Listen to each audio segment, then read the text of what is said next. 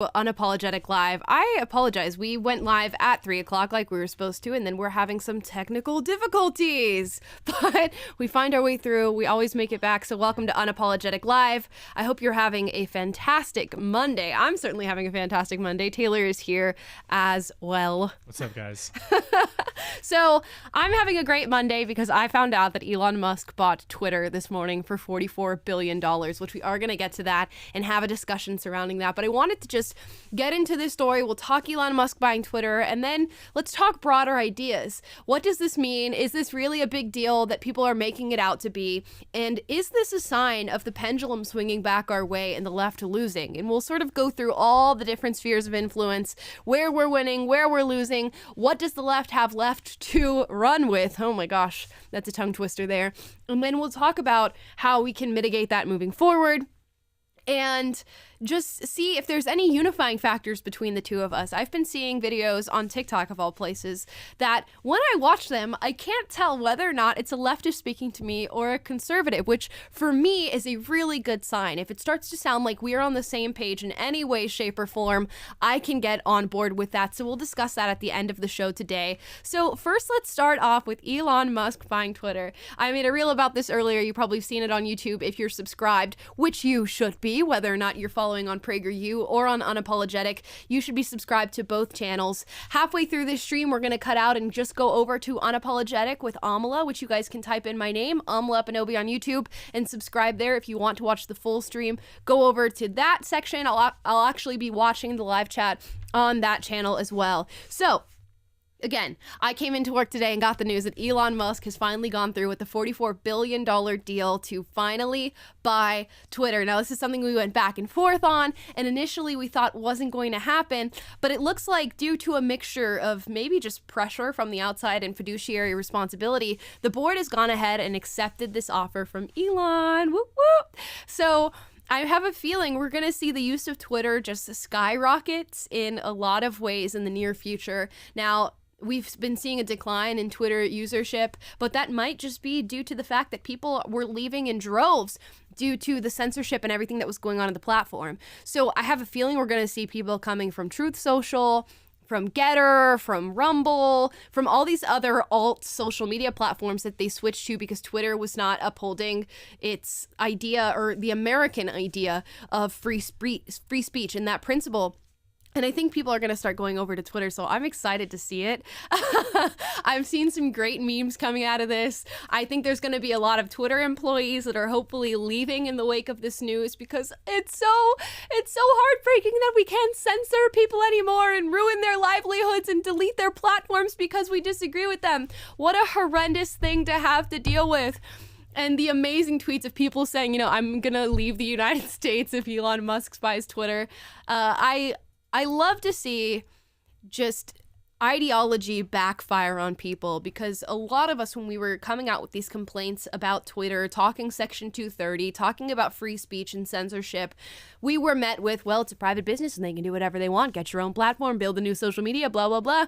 And now you're hearing the same people who said those things going, oh my gosh, I can't believe Elon Musk has bought Twitter and is going to be upholding free speech. What a horrendous thing to do. This is very treacherous. I don't know what the future is going to look like. And you know what? It just makes me feel a little warm inside to see all of the L's being taken on the other side of this coin, of people who just want nothing more than to never have to see a person that they disagree with ever again, and all the W's on the side of people who enjoy free speech and liberty and are okay with not even just hearing different opinions and seeing people with different opinions, but just allowing them to be on the same platforms as them. What a simple ask that is of a person to just say, can I be on this too?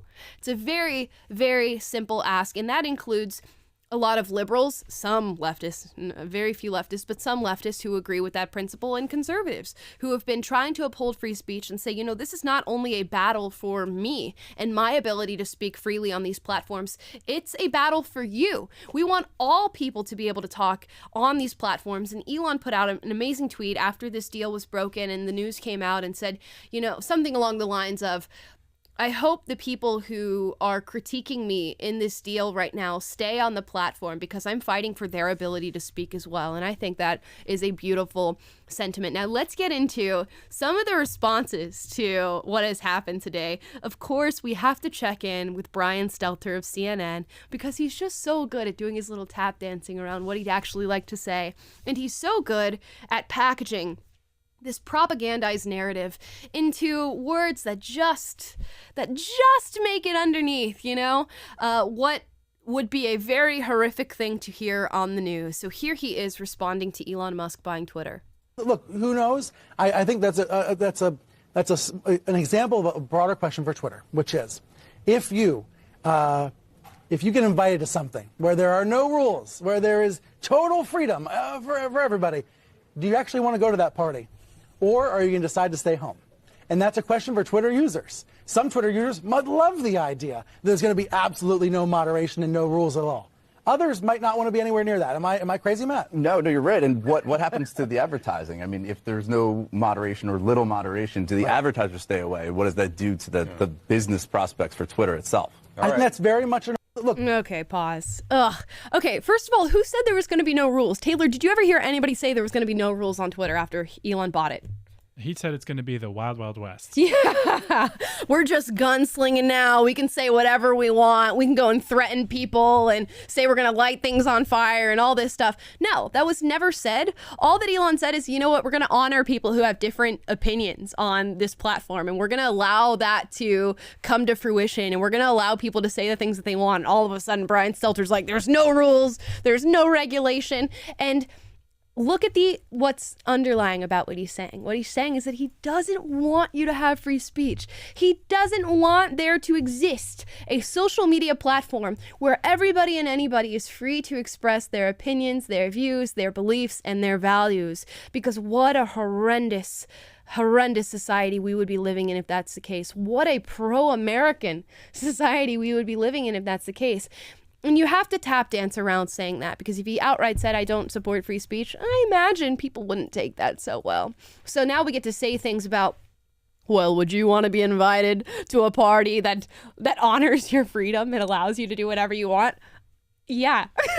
I only like going to parties where I'm told what to do. Exactly. And, you're not allowed to do anything except what the people throwing the party allow you to. Those are the funnest kind of parties. Yeah, when I throw a party at my house, before people walk in, they have to sign a contract that they were A, going to say their pronouns before they walk in, B, are vaccinated, and C, if they have any unpopular opinions, they will first whisper them to me before they say them out loud, and then they're able to hop into my place and join the party.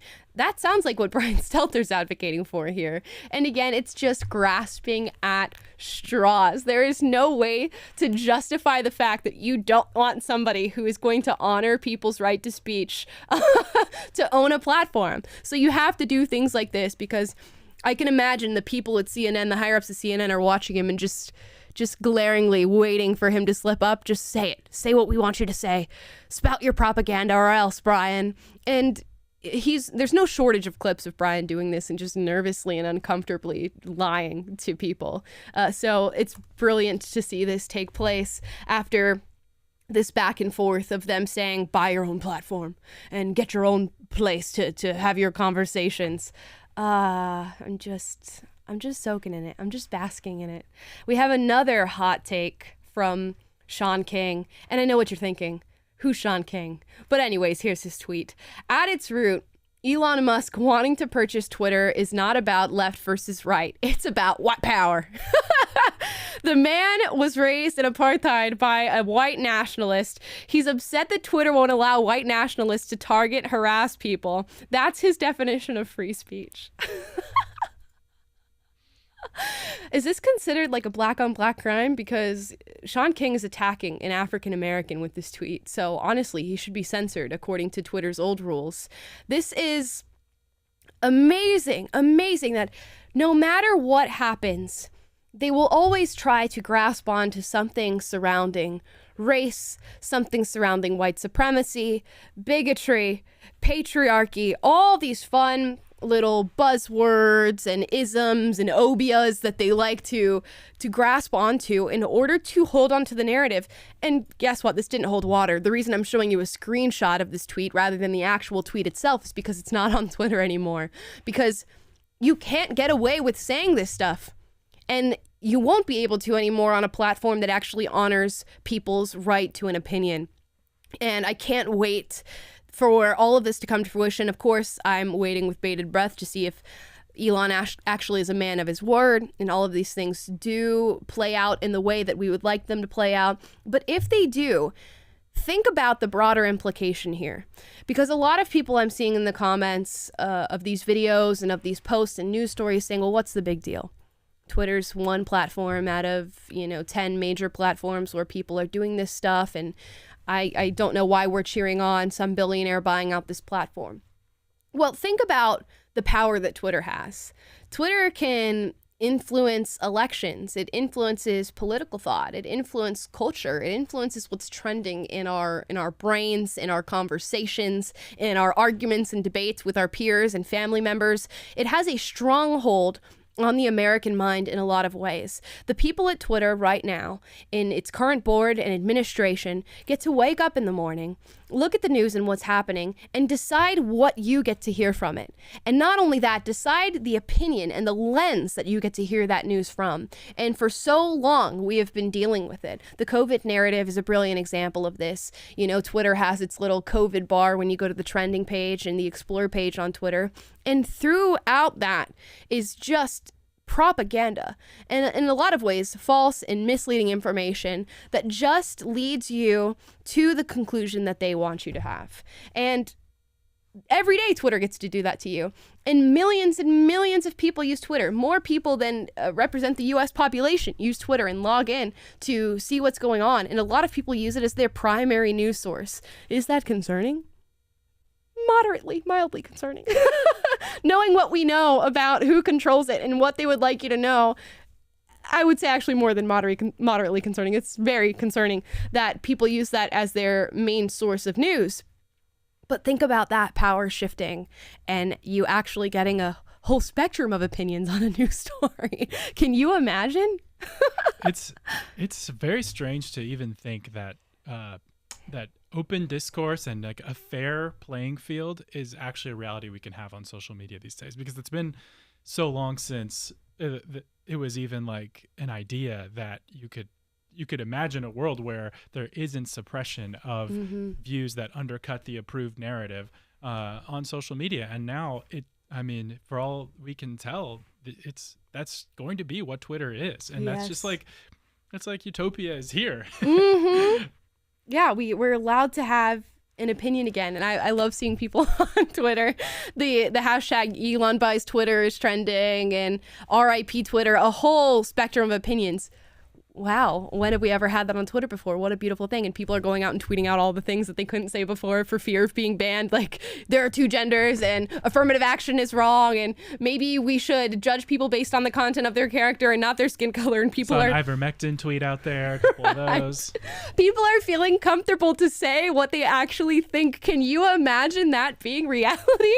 That I can actually go on the internet and say what I would actually like to say and what I actually stand behind without fear of being completely deplatformed. And what a beautiful thing that is to represent what America was actually founded on, instead of this mangled, disgusting, authoritarian, totalitarian, new normal that we've been so used to in today's day and age. So for me, that's why it's a big deal. And of course, I would love to see the same thing happen with Facebook and Instagram and YouTube. And that's the point that a lot of conservatives are making, that this does not mean it's the end of the battle. There's still more ground that we need to win. Sure. But this is a big win. This is huge, because Twitter, like I said, sets the landscape in a lot of ways for the discourse that we have. It's where you see all these blue check marks. It's where a lot of our legislators and politicians are listening to people's opinions and seeing the news and looking at what's happening in the world. And for a long time, it's been very one-sided and we haven't been able to have an opinion. And now we're in a day and age that we can, hopefully, assuming that Elon Musk stands by his word, which I imagine when you put $44 billion behind that word, there's a little bit of an incentive to stand behind it, especially when you are banking on people coming back to the platform and deciding to use it again after leaving. I'm wondering if we'll get a one former president back on the platform. We shall see. I know there's been back and forth, some people saying it's not going to happen, and even the former president himself saying he will not be joining. But you never know what's going to happen. I see some people begging for mean tweets. I saw Mark Levin tweet out today that he's back on Twitter and joining again. We also might see the likes of Babylon Bee, Project Veritas, and a new winning streak for Libs of TikTok, who was recently doxxed by Taylor Lorenz of the Washington Post. So I'm just excited to see what comes out of the woodwork in this new announcement and in this new deal, and just how much it changed the landscape.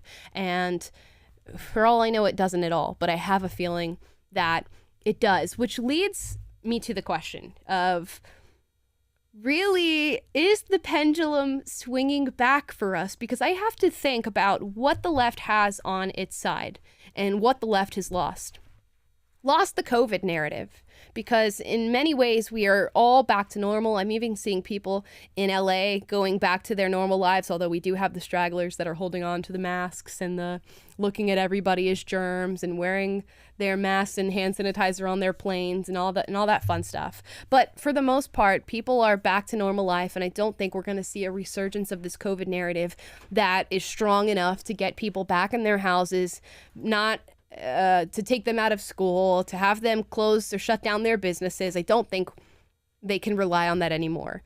BLM, for the most part, has been exposed as, some mansion-buying millionaires who use your donation money for their own personal benefit and who seem to love capitalism outside of their protests of it. So the Black Lives Matter narrative and the whole race relations thing is crumbling too. We're also seeing that in the fight against critical race theory, where parents are coming out of the woodwork to stand up for their children in public education. We're seeing this in corporations as well. People going, you know what? I don't want to work for a corporation that hates me and hates my values anymore. And I certainly don't want to be made out to be an oppressor, or with people of color, oppressed in my day-to-day workplace. I built the merit, I built the academic standing to be in the position that I'm in, and I'm here. And I don't want to hear that I'm a victim or somebody who's oppressing somebody else. So I feel as though that's dying. And it's very simple to let that die out, because there's so much more to people than race. And I think most people with common sense can understand that. Universities are dying, not just with people who are conservative, but with people who are on the left. Conservatives, because we don't want the indoctrination that comes along with the universities and the college education, and leftists because they don't want that tuition payment that comes along with it whatsoever. And it turns out the whole Student Loan Forgiveness Act is not working anymore. And it hasn't happened, even though we've gotten that promise for years and years and years on end. Where is that student loan forgiveness of those trillions of dollars that people have in debt to the U.S. government? So universities are dying too. Really, what do they have left? I don't know. Taylor, any... Did you mention Disney and Netflix too, that they're... Oh, yeah. Tanking. Because it turns out people make entertainment subscriptions to be entertained. And they don't want political ideology folded in with that entertainment. As much as some fringe small group wants to be loud and fight for it and try to sneak it in there, they don't want it. Just like with CNN Plus, they don't want to pay extra money to be lied to every single month. People are done is shelling out their dollars for whatever opinion or whatever narrative you want. They want their values to be represented, or at the very least to just leave values out of it as much as you can, and get to the part where you entertain them and give them what they actually paid for. So all these strongholds that the left has maintained on media, entertainment, education, big tech are seemingly dwindling. And I bet that they're all struggling. I would love to have been a fly on the wall at that Twitter board meeting to see exactly what they were saying and how they come to this deal, because I can only imagine there were some very heated conversations surrounding allowing this man to own their platform. Yeah, some of the biggest shareholders were like Vanguard and a Saudi prince. These are not people who are concerned with upholding the values of free speech. And money, power is more important to them than money. And so I don't think they did this voluntarily. I think they did the math and talked to their lawyers and were like, can we refuse to sell this to Elon? Or are we going to get sued, or are we going to have to go to court over like not fulfilling our fiduciary duty to act in the best interests of the company's finances and the best interests of the shareholders? I think that that's the only reason that they would give this up, because Twitter is such an important part of the pie chart of how the mainstream narrative is upheld. Yep. Controlling the conversation on Twitter and the algorithm and what people see and who you can ban and who you can kick off and what stories you can bury right in front of elections. All those things are a huge part of their stranglehold over upholding the mainstream narrative. Those are in capital letters, the mainstream narrative. And in addition to the Disney, and it's all over Hollywood, it's all over universities, it's all those across institutions, the left has been able to instill this ideology, and they enforce that from the top down. And Elon Musk taking away Twitter, which is the de facto town square public forum for where ideas are discussed, where the news is discussed in the Western world, especially in America.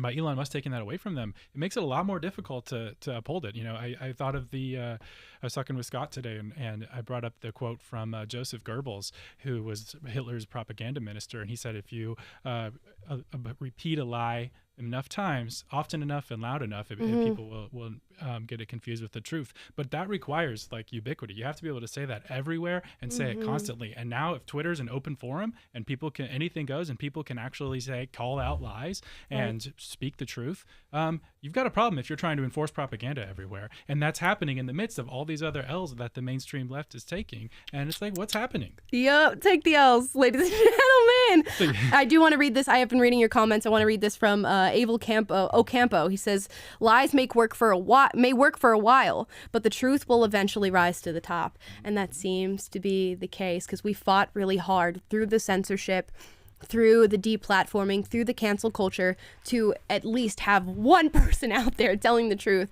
And we were persistent. And this goes to show how important your persistence is, because in a lot of ways, these ideologues, they bank everything they have on the fact that they can demoralize you from stepping out and saying the truth as much as you possibly can, even in the wake of being canceled and punched down and pushed down every single time you try to. So big kudos to the people who are persistent on these platforms and saying, no, you can cancel me, but I'm coming back. You can cancel me, but I'm coming back. And you can suspend me, but I'm coming back, and ban me, and I'm coming back. And I'm going to say the same thing over and over and over again as loud as I can until somebody hears it. And guess who heard? A very important person. And that was Elon Musk. And after putting out that poll saying, do you think Twitter is upholding free speech, and getting over 70% of people saying no, look at the move that was made.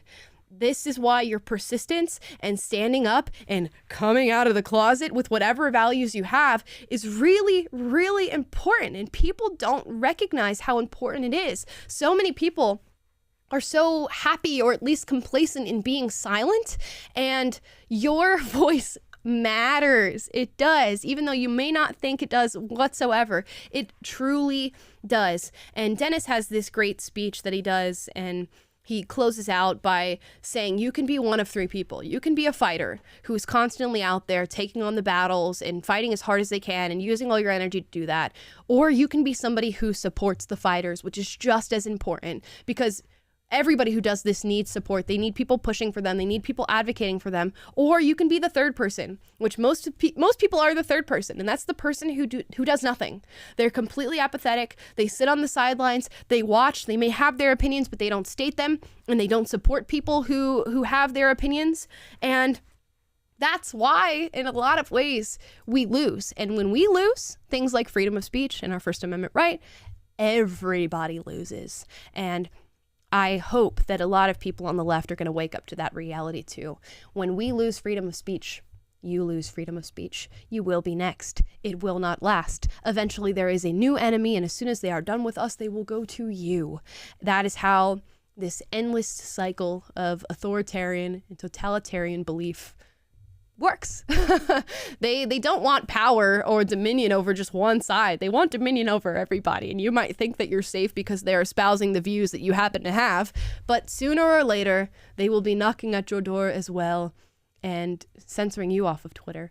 So I'm just so happy to see what is going on. And I think that's where we're going to close out the PragerU stream for today. So if you're watching on PragerU on YouTube or Facebook, head over to Unapologetic. It's in the description down below. We'll also link it in the chat, and we're going to continue our discussion over there. We're going to be talking about what the left has left to use and their arguments for their ideology, what we think their next move is, and really, can they win at this point with everything going on?